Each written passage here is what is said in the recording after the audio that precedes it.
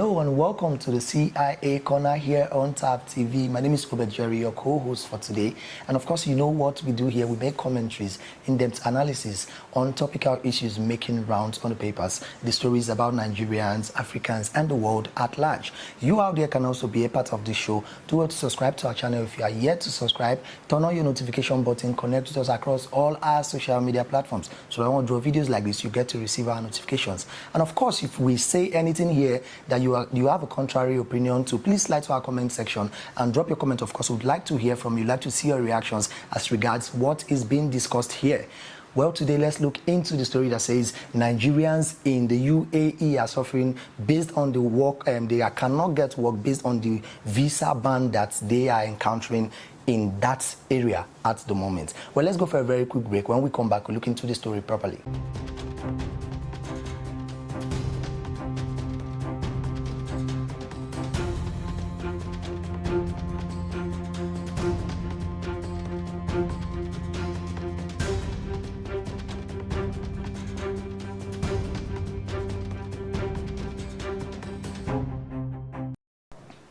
All right, welcome back from that very quick break. Without wasting much of our time, let's look into the story. We could see that Nigerians in the UAE, especially Dubai, they are facing challenges of having work to do, shelter, based on the limitation they are having as regards work and visa ban.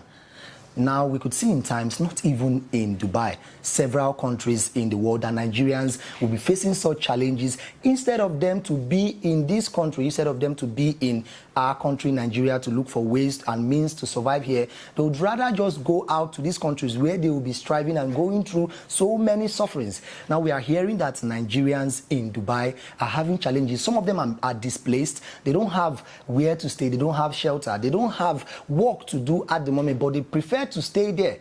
They are suffering there. They don't have a visa, no visa permit for them to move around from that country maybe to another country to make ends meet.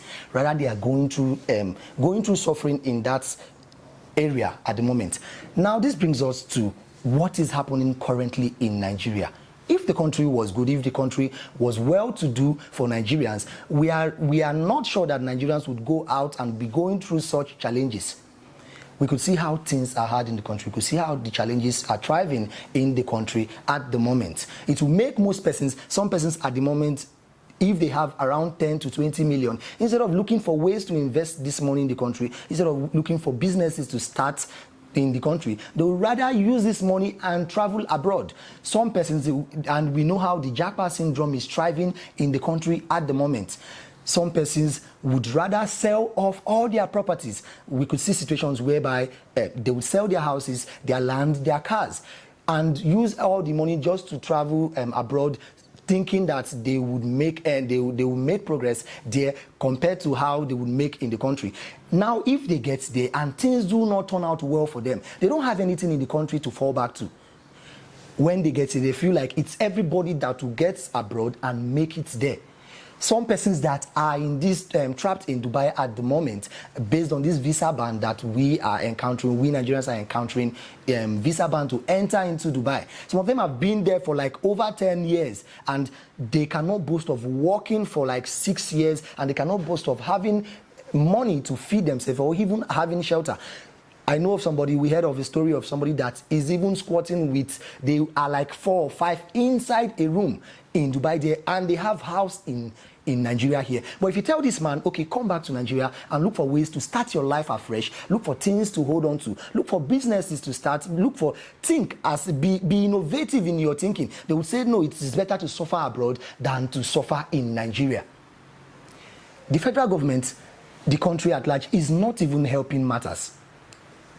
There are challenges of doctors and these health practitioners in the health sector, why they are challenging them not to travel abroad. Now, why would these persons not travel abroad? Why would these persons not go outside of the country to seek good favors from there when they are not being treated well in the country? Different sectors in Nigeria, different parastatals in Nigeria are looking for means. Any of them, you tell them, okay, what would you pray for God to do for you? What favor would you get at the moment that you would be glad to do? Some of them will tell you that they want to leave the country.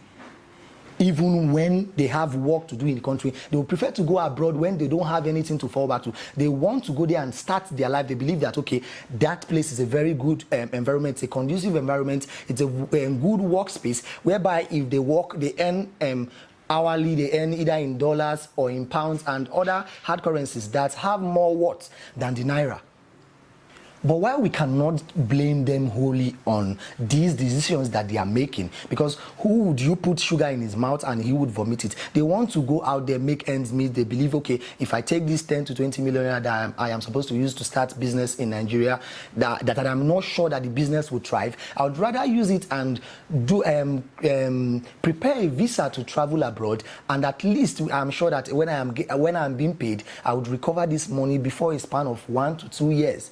But to these persons, to Nigerians in diaspora, please know that it is not everybody that would go abroad. It is not everybody that would thrive. It's not everybody that would be successful abroad. And when you get there, it is not the end of the world if you know that these things that you are venturing in these places, in these countries, are not holding waters. They are not yielding fruits. Please come back to your country than risking your lives there. And this is even making some of them indulge in illegal practices. Some of them start pushing drugs and doing all what not. And at the end of the day, when they are being caught, they are either jailed or even deported back to the country without anything.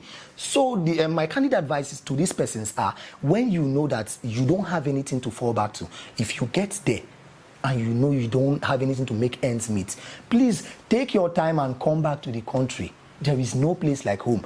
And to the federal government, please look into these issues. Look into these displaced persons out there, outside our country. These persons in the diaspora, like the Dubai, for example.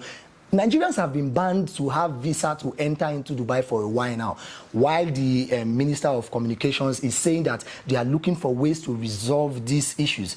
While you know you are looking for ways to resolve these issues, look into these persons that have been displaced, look into these persons that have been trapped there, look into these persons that are even willing to want to even go through illegal means, because some of them are going through the desert, while some of them are going through ships, putting their lives at risk. The federal government should try and make ways. This now brings us to why the federal government has to improve our economy, has to improve production instead of consumption.